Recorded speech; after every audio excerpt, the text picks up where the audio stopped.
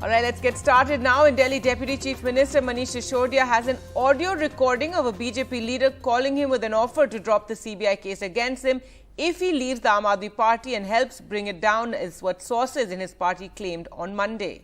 Right, Gargi going on to say, we don't need to release that conversation at this very point in time, and if needed, Aam Aadmi Party will release the phone conversation. An AAP leader has said, requesting not to be named as far as that audio recording is concerned. But Mr. Sisodia has confirmed that, saying that charged by the CBI over allegations linked to the capital's now overturned liquor policy, had said that the BJP had offered to shut all cases against him if he had quit the Aam Aadmi Party and crossed over.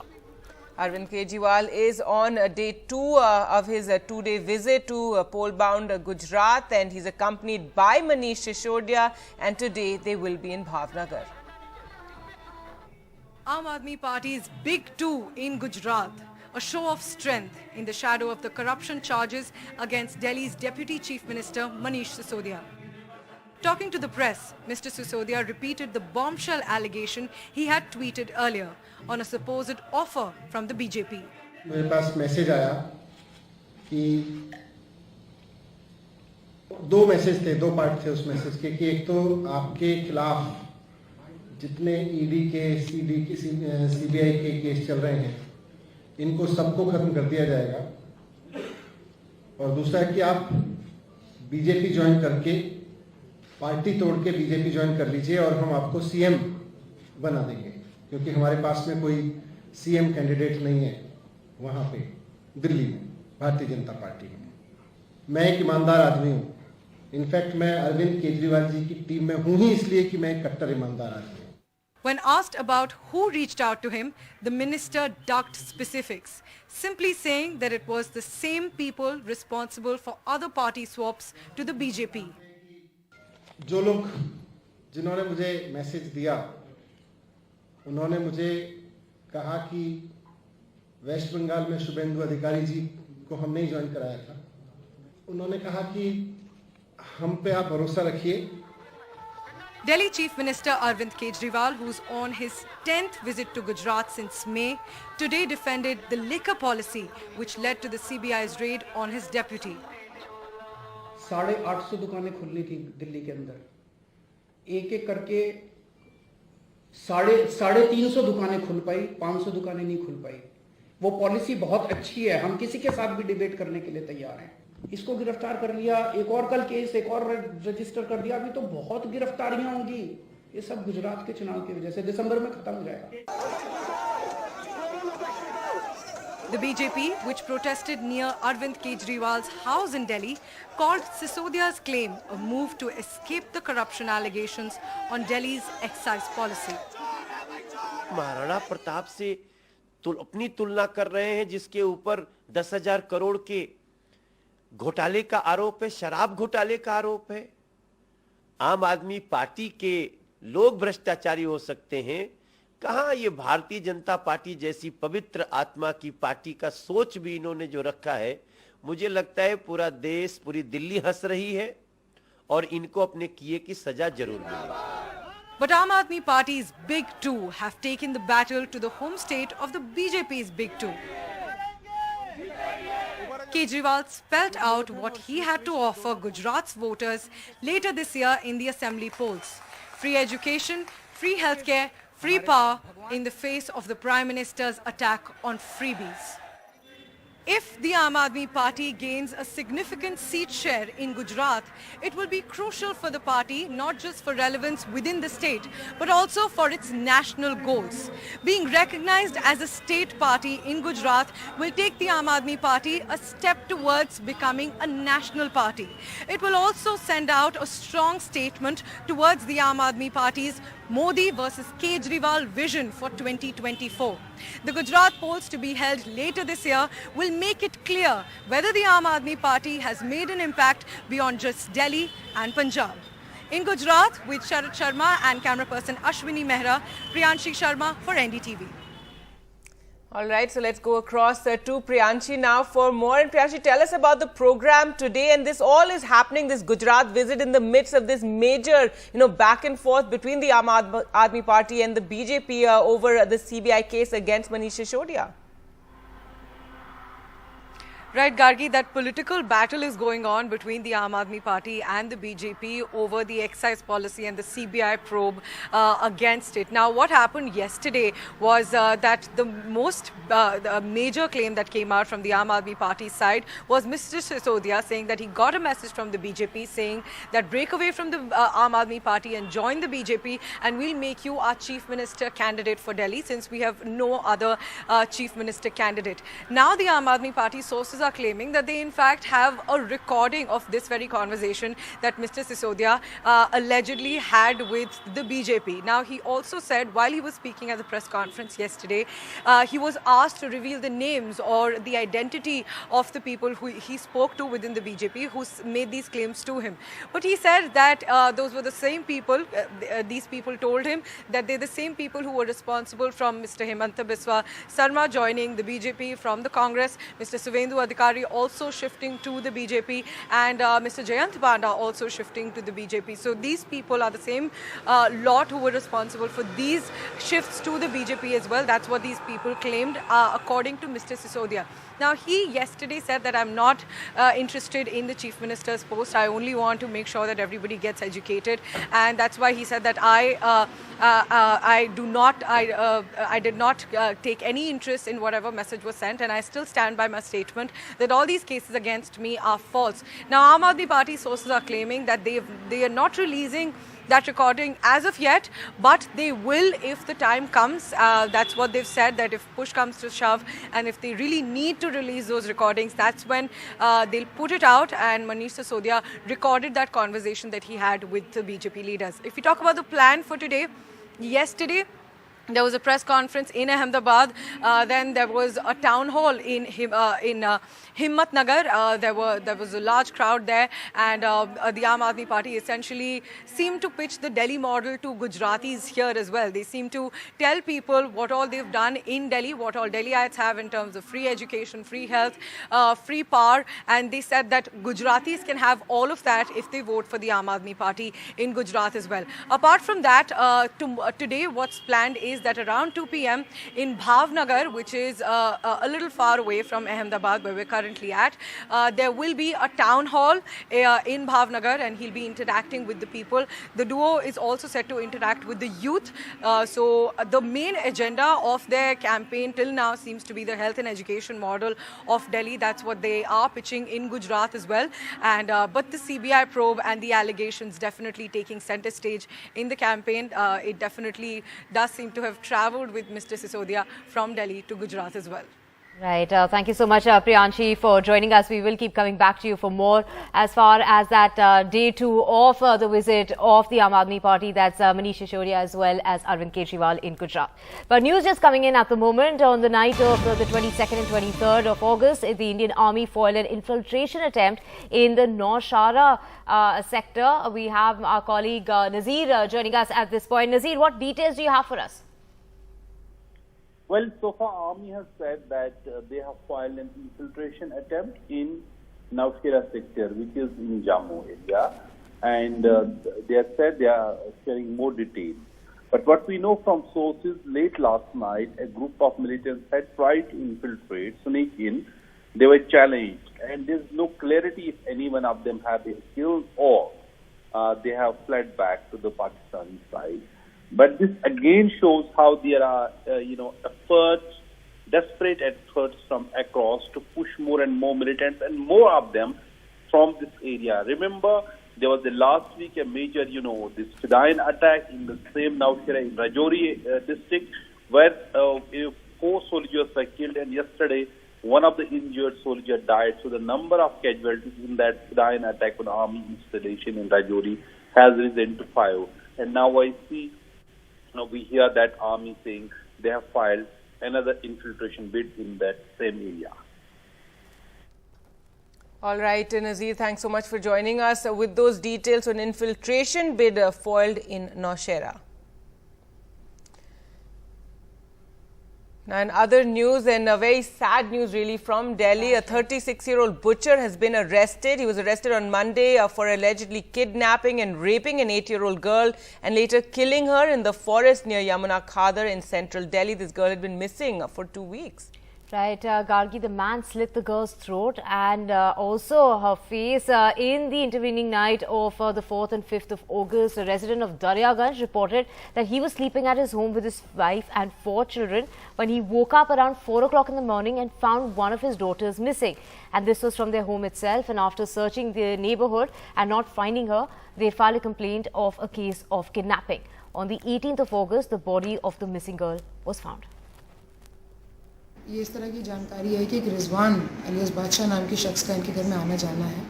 आगे की investigation में पता चला कि उसके बच्ची की मां के साथ कुछ संबंध है, तो रिजवान को ढूंढा गया और रिजवान को हम लोगों ने अरेस्ट किया है। और सस्टेन इंटरोगेशन के बाद ये बात सामने आई है कि रिजवान के मां के साथ अवैध संबंध थे और बच्ची को ने ऐसा देख लिया था उनको, तो वो उसको रास्ते से हटाना चाहता था। तो ये रिजवान जो है एक नशे का आदी है, तो इसने गांजा और शराब पिया, उसके नशे में ये घर में आया और रात के समय बच्ची को उठा कर ले गया। वहाँ से बच्ची को दूर ले गया और दूर ले जाके इसने उसके साथ बच्ची के साथ दुष्कर्म किया और उसका गला रेत कर उसकी हत्या कर दी और उसके बाद उसके चेहरे को भी इसने म्यूटिलेट किया है। तो रिजवान को अरेस्ट कर लिया गया है और आगे की इन्वेस्टिगेशन हम लोग बढ़ा रहे हैं। All right, Akshay joins us on the phone line for more on this very disturbing story. And Akshay, it seems that this butcher, the person who's been arrested now, actually knew the family, knew the mother of the girl.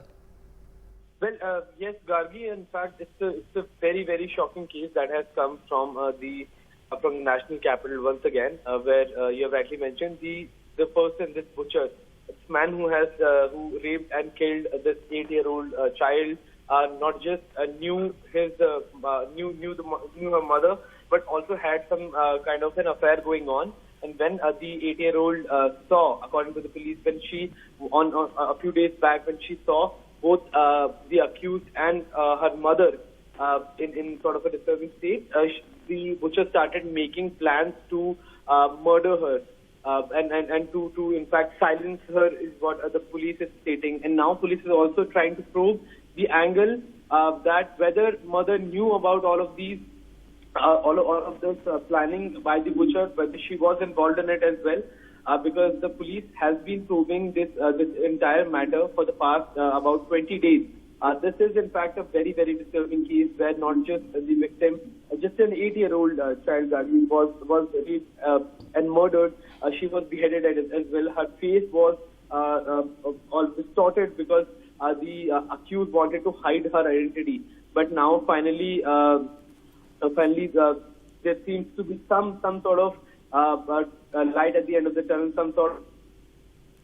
Right, Akshay, her face was mutilated like you're mentioning. Where was the body found? The body was found near river bank of Yamuna, because this accused used to go there in the Khadar area. Now, Khadar is a Hindi word for the banks of any river. So the body was found there. The accused may have thrown the body in the river and would have washed ashore. That is still being proved. That is still being questioned from the accused. But it was found, and a person, people who cut grass at the banks of rivers. One of those persons who was cutting grass at the bank of Yamuna River, he found the body mutilated, and in fact, then only police could actually start the probe. Right, they did try to hide her identity, Gargi, like Akshay is mentioning, by mutilating her face and slitting her neck, and yet 2 weeks later they found that body. They managed to... and finally arrested this person, and of course he will be charged now and was known to the family. Moving on to other news now, and Rahul Gandhi met with civil society leaders requesting them for their support for the Bharat Jodo Yatra, which starts from the 7th of September. The Congress party has appealed to all non-BJP parties and civil society to support that yatra. The Congress will be unveiling a website as well as a logo to make the yatra distinct and have an impact on people, Gargi. Rahul Gandhi meeting civil society leaders like Yogendra Yadav, Aruna Roy, among others, seeking their support for his Bharat Jodo Yatra that begins from the 7th of September. The Congress has appealed to all non-BJP parties as well to support this over 12 states and 150 days long yatra. In his first outreach on Monday, the party says over 150 civil society organizations participated, though no one asked him on who would lead the party.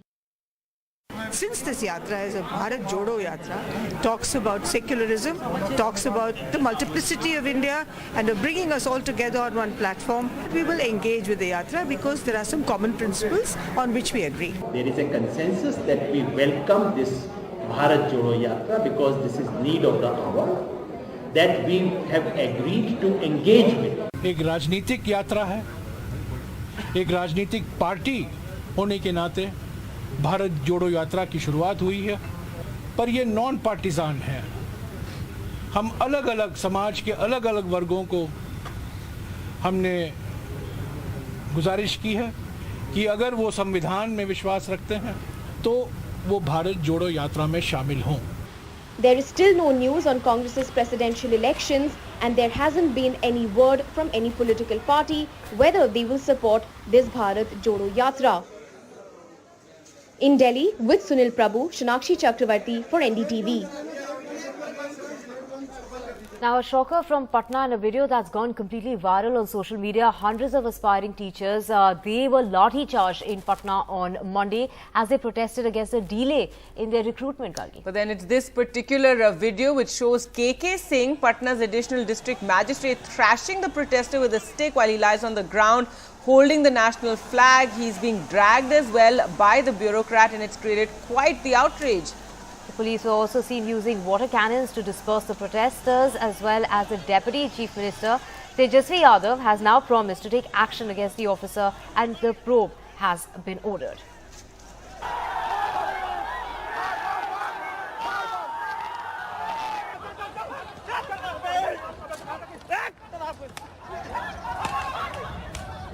Patna police lathi charged and used water cannons on hundreds of aspirant teachers as they protested against delays in their recruitment. From the protest, a shocking video of a senior district official KK Singh, Patna's additional district magistrate, who thrashed a protester and dragged him on the ground. The ADM's boss, the Patna DM, has ordered an inquiry against the ADM. And Deputy Chief Minister Tejasvi Yadav has also promised action against the officer. हमने पूछा कि भाई क्या कार्रवाई की जा रही है, तो उन्होंने कहा कि एक जांच कमेटी बना दी गई है, दोषी पाने पे उनको सजा मिलेगी। हर कोई आ रहे हैं बड़ी बड़ी संख्या में, सब लोगों से हम मिल रहे हैं और हम यही सारे विद्यार्थियों से अपील करेंगे कि आप लोग थोड़ा धैर्य रखिए, उसी दिशा में हम लोग काम कर रहे हैं और हमारी तो लड़ाई रही है रोजगार को लेकर के, नौकरी को लेकर के। The teachers' job aspirants took to the streets to pressure authorities, saying that despite qualifying for the 2 eligibility tests, they are still unemployed. हम लोग 2019 दिसंबर से पास हैं और 2019 दिसंबर से सड़क पर हम लोग लड़ रहे हैं, नीतीश कुमार से मांग रहे हैं कि विज्ञप्ति दीजिए, अभी तक हम लोग को विज्ञापन जारी नहीं किया गया। Eradicating unemployment is the main promise made by the new Nitish Tejasvi government in Bihar. But the widespread protests by aspiring teachers and even worse, the ADM's merciless response means that the new government isn't off to a good start. With Manish Kumar, Nayantara Singh for NDTV.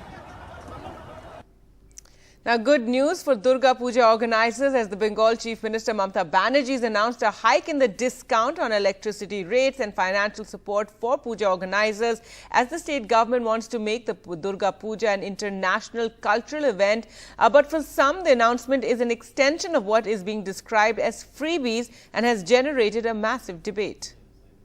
Puja korte gele khorcha to ache. Ami electric supply এবং state electricity বোর্ডকে 50% থেকে কনসেশনটা 60% বাড়িয়ে দেওয়ার জন্য অনুরোধ করছি। আমার কাছে কিন্তু নেই ভাড়ার শূন্য, মা দুর্গা ভাড়ার ভর্তি করে দেবে আমি আশা করি। তাই এবারে আমরা আমাদের কষ্ট থাকা সত্ত্বেও 50,000 টাকাটা 60,000 টাকা করে দিলাম। Meanwhile, the Freebies case comes up in the Supreme Court today. The Andhra Pradesh Chief Minister was the latest to step in as the top court hears a petition seeking to stop politicians from promising freebies during elections, Gargi. That's right. In fact, it's been referred to as raveries. Now, the YSR Congress told the Supreme Court last week that ruling parties must be punished if they rush through welfare schemes just before elections. The intent of such parties is to make a mock democracy is what the party said. At the same time, it said an elected government has the responsibility to deliver schemes to end poverty, provide healthcare, education and jobs. Everything cannot be generalized as freebies, the party said. Only the ruling parties of Delhi and Tamil Nadu, that's the Aam Aadmi Party and the DMK, have argued till now against the petition by the BJP leader Ashwini Upadhyay, who wants political parties to stop promising freebies during election campaigns.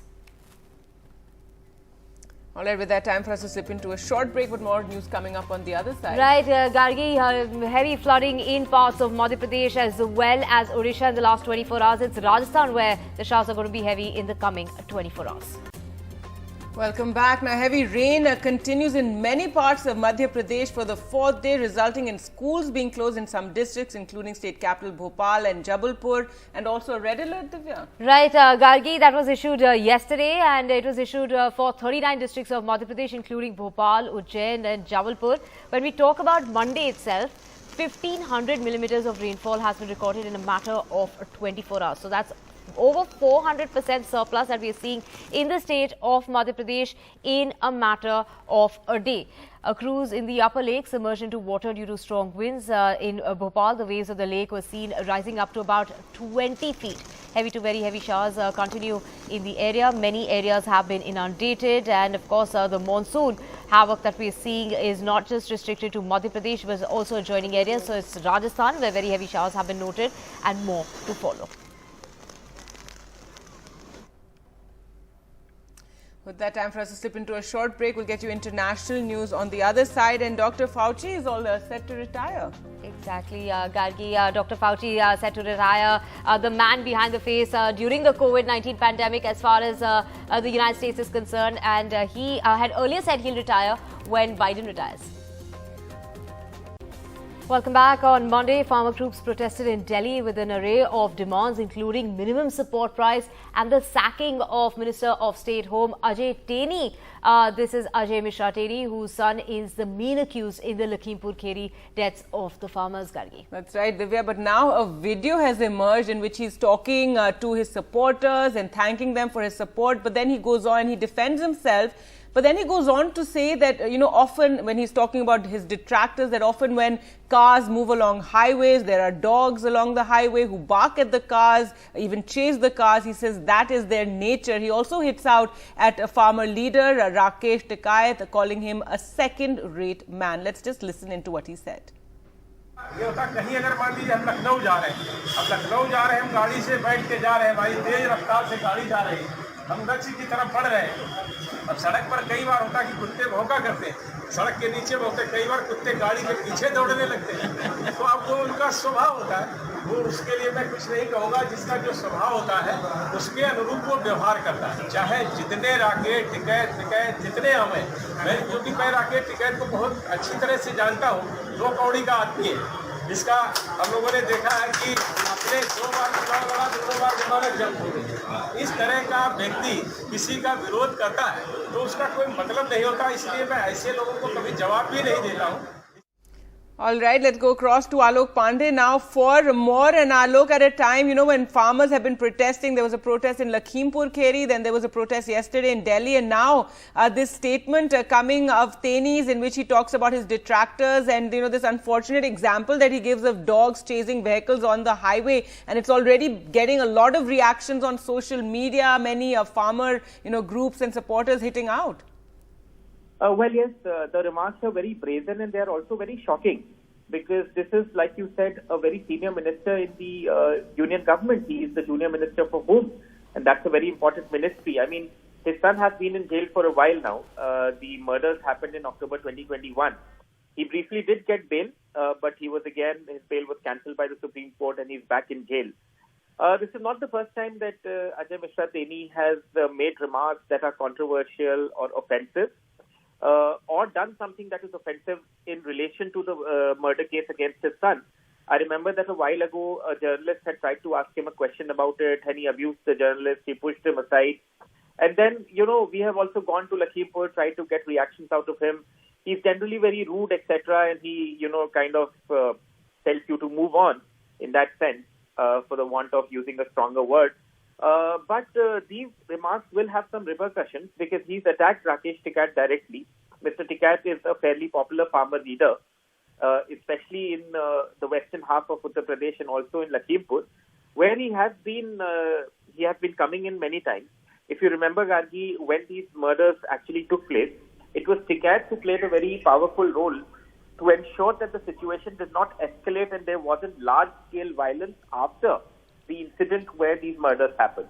Tikait was in Lakhimpur recently on a 72-hour dharna against Teni because one of the demands of the farmer leaders has been that Ajay Mishra Teni should be, he should be stripped of his ministerial post, he should be arrested, etc. Teni and the BJP say that they have nothing to do with the case.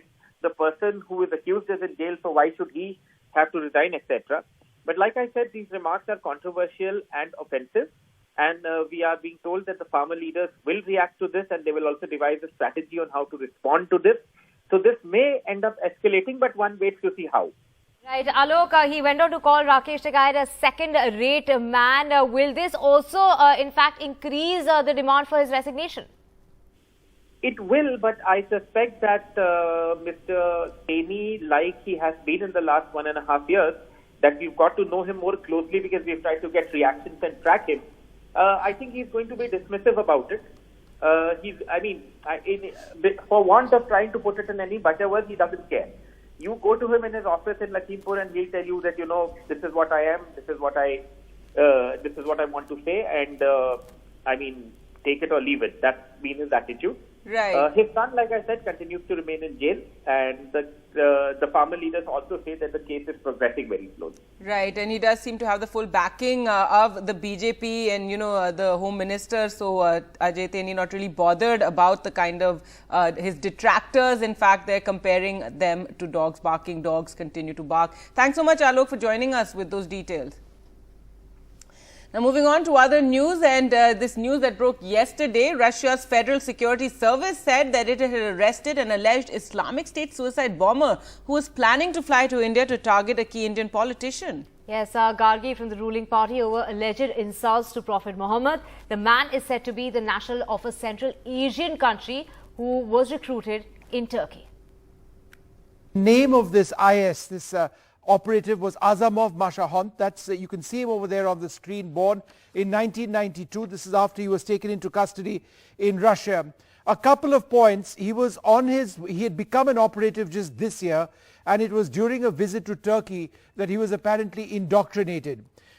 He was apparently going to be coming to India, flying across, where he was prepared to attack a major part of a figure in this government.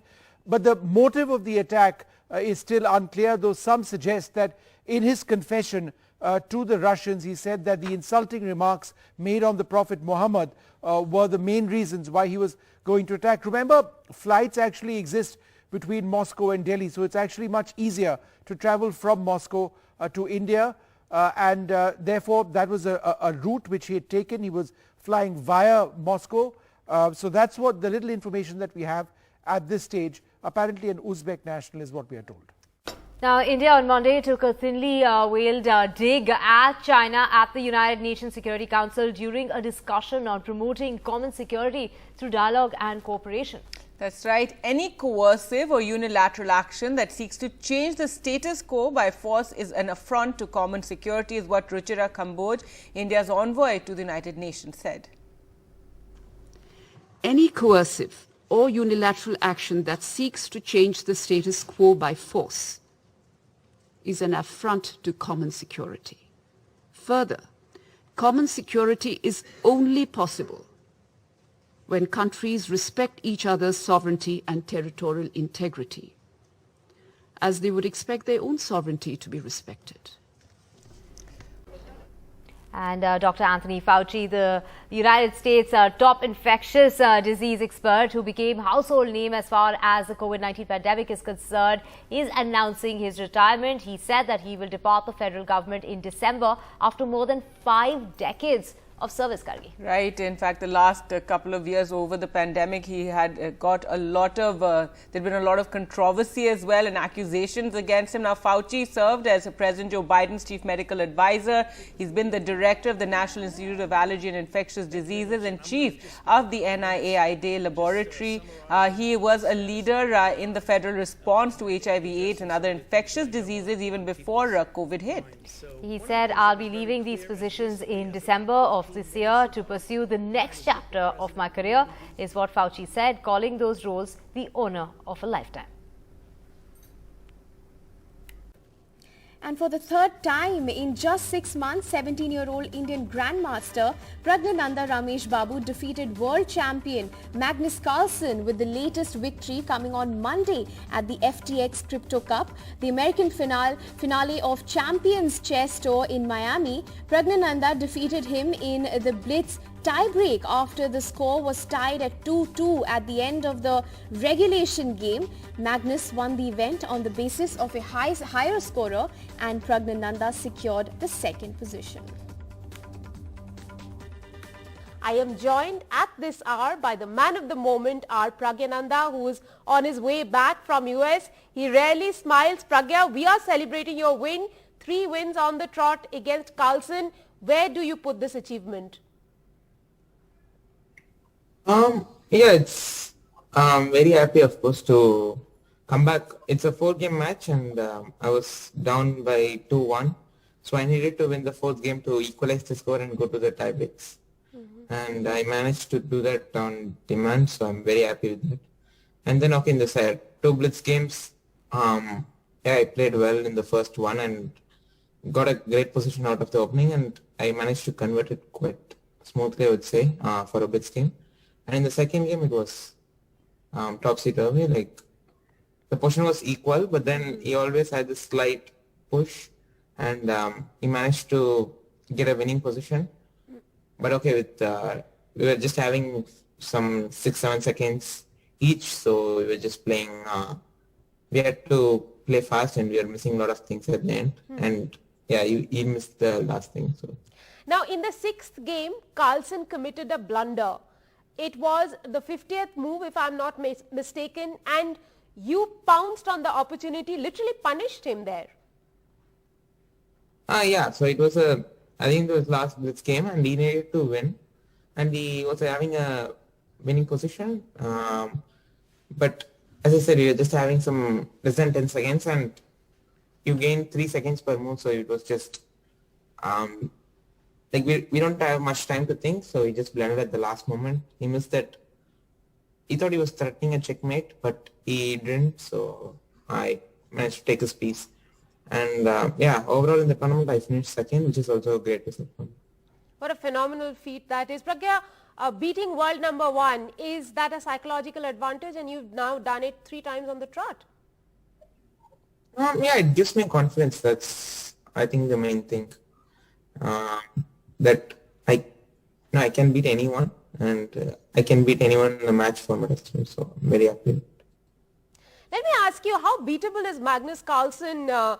Because everyone says that he is invincible. However, you've shown time and again that he can be beaten in rapid. Yeah, it's very strong.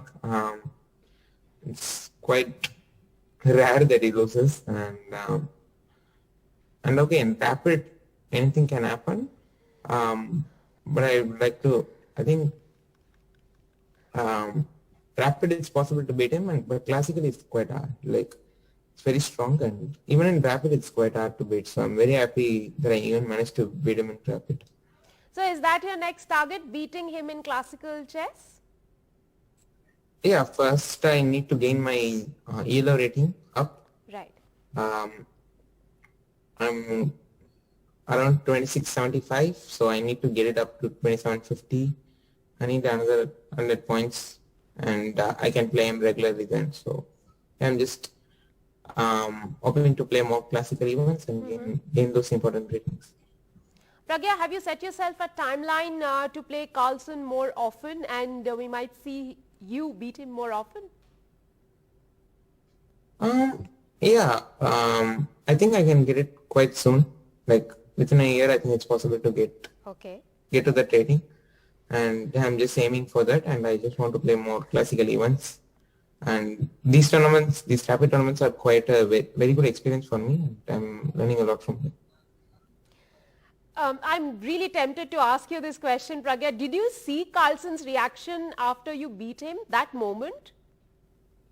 He was definitely upset, but he was also happy that he won the tournament. So it was, positive for both of us. Indeed. So being the India #1, beating the world #1, would you say that's kind of a pressure? Do you have a lot of expectations pinned? You have a lot of expectations pinned on you, but do you feel the weight of those expectations? No. I don't take much pleasure. Like for me, it's fine to lose. Like I don't really. I'm upset, but I can recover quite quickly. So it's not an huge thing for me. And when playing manners, you don't really expect to win every game. So there was not much expectations for me, at least from my side. Well, for a 17-year-old, I must say that's very, very philosophical. Pragya, one last question. What after this for you? You've beaten Carlsen thrice in 6 months. What's the next target for you? I'm going to play classical events next. I'll play in a Dubai Open, which is a strong event. I try to gain my rating up, so that will be my next thing.